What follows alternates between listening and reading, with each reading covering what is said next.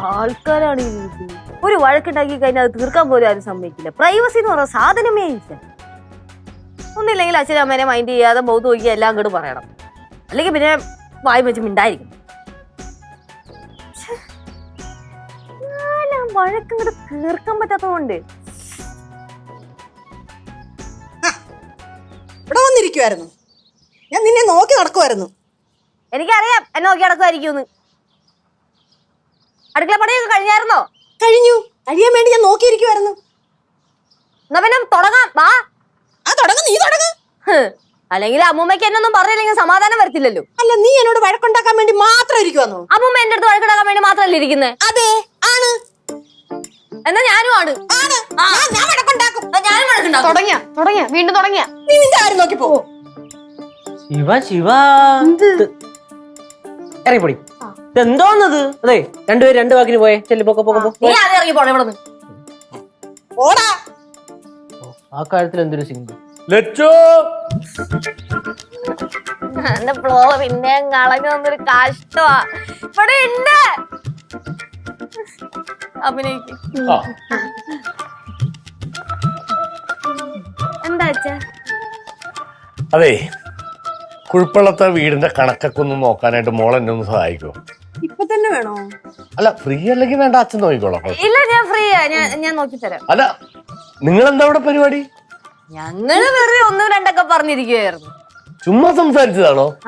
ഇവിടെ ചുമ്മാ സംസാരിക്കുകയാണെങ്കിൽ ഉറക്കെ സംസാരിക്കോളല്ലേ. ഞാൻ അവിടെ കേട്ടായിരുന്നു. എപ്പോഴൊന്നും ഇല്ല, വല്ലപ്പോഴും ഒക്കെ പ്രത്യേക സാഹചര്യങ്ങളിൽ ഇങ്ങനെ ഉറക്കെയാണ് സംസാരിക്കാറ് അല്ലേ? എന്നാ നമുക്ക് കണക്ക് നോക്കിയാൽ. നമുക്ക് നോക്കാം. അതെ, നിങ്ങൾ കണക്ക് നോക്കൂ. എന്നാ പിന്നെ നീ ഇവിടെ നിന്നിട്ട് കാര്യമില്ല. അതെ.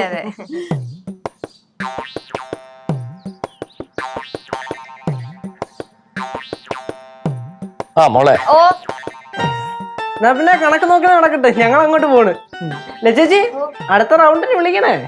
അടുത്ത റൗണ്ടാ? ഈ ഒന്ന് രണ്ടും പറയാം.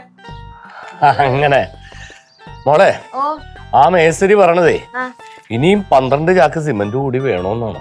12 ചാക്ക് സിമന്റാ? എനിക്കറിയില്ല ഇതിന്റെ പോക്ക് എങ്ങോട്ടാണ്.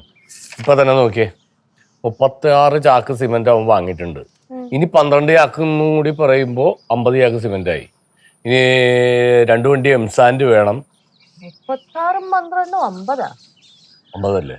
48 48ആണ്. വെറുതെ അല്ല എഞ്ചിനീയറുടെ കണക്കൂട്ടുകളൊക്കെ തെറ്റുന്നേ. ഇതൊക്കെ അമ്മനോട് പറഞ്ഞേക്കല്ലേട്ടോ, അവളെന്നെ കൊന്നുകളയും. അപ്പൊ നമ്മള് എംസാൻഡിന് കൊടുത്തേക്കുന്നത് നമ്മളെ വീട് അറ്റകുറ്റപ്പണികളൊക്കെ തീർക്കുമല്ലോ. അത് പുതിയ വീട് പണിയുമല്ലോ. എന്റെ പൊന്നു മോളെ, ഇങ്ങനെയായിരുന്നു ഒരു പുതിയ വീട് പണിതാൽ മതിയായിരുന്നു. ഇത്രയും കാശാവൂല്ലായിരുന്നു. ഇത് അറ്റകുറ്റപ്പണിക്കൊക്കെ എത്രയാ കാശാവണേന്ന്. ലച്ചേച്ചി ഒന്നേ. അല്ല, ചേച്ചി എടുത്തൊരു കാര്യം പറയാനാ. അച്ഛൻ കണക്ക് പോയിക്കോ. അച്ഛൻ മിനിറ്റ്. എന്തേ? അമ്മൂമ്മ തരാൻ പറഞ്ഞു. ഒരു ദൂത് കിട്ടിയിട്ടുണ്ട്. വെള്ളപ്പേപ്പർ.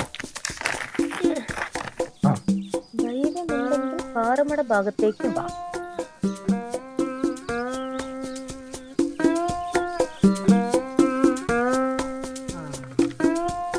ഞാനൊന്ന് പുറത്തോട്ട് പോവാന്നേ. ശരി അമ്മൂമ്മ, പോയിട്ട് വാ. ശരി.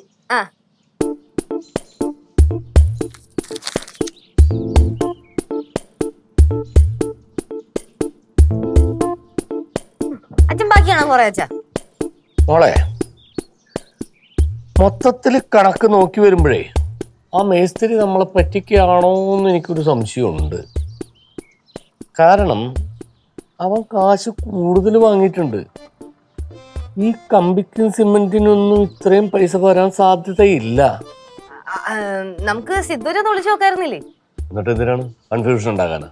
സിദ്ധുവിനോടൊന്നും പറയണ്ട, ഇത് ഞാൻ കൈകാര്യം ചെയ്തോളാം. അച്ഛൻ പറഞ്ഞത് വളരെ ശരിയാ. ചില കാര്യങ്ങള് നമ്മൾ തന്നെ കൈകാര്യം ചെയ്യണം. അതെ, ഞാനൊന്നും അവനെ കൈകാര്യം ചെയ്യണം, അല്ലെങ്കിൽ വെറുതെ വിട്ടാൻ പറ്റില്ല അവനാ.